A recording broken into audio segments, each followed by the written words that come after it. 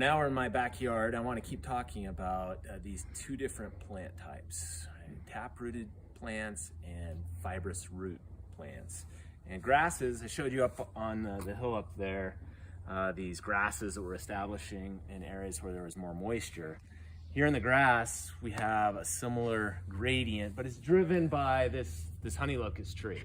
So this part of the yard right here, close to the tree, gets a lot of shade, and the sprinkler system delivers about the same amount of water each day.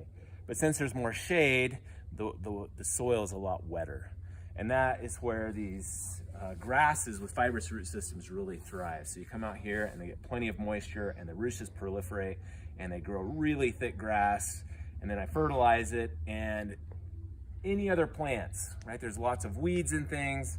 Weed seeds will come in here, but the fibrous root system is so good at competing for the water and the nutrients that any seed, there's an example. Well, I got a dandelion right here that somehow got in.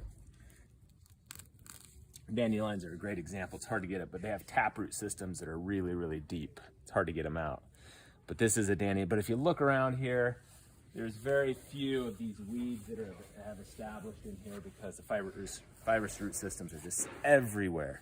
I'm going to pull out this tree seedling. It's a walnut. They're all over my yard.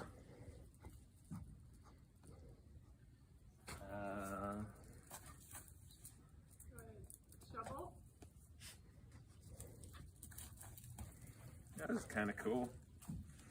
You just see the walnut, and this seedling is germinating and living off the food that's coming from the walnut that we would eat. And this will become a taproot right here. So you have these lateral roots at the surface, but this will go really deep and get deep water. So these seedlings can do much better under dry conditions than a fibrous root system. So let's go back here, and as we get away from the shade of the tree, this part of the lawn just gets baked in the afternoon. And so a lot more water evaporates away, and it just tends to be drier. And you can see there's a lot more of these taprooted species, these taprooted weeds that have established in here. And it's just because it's kind of hard to see because I actually herbicided them about a week ago, and most of them are dying. But there's grass. The grass is pretty thick, but not as thick as over there. And you can just see a lot more of these taprooted species that just do really well when the soil is more dry. See all along here.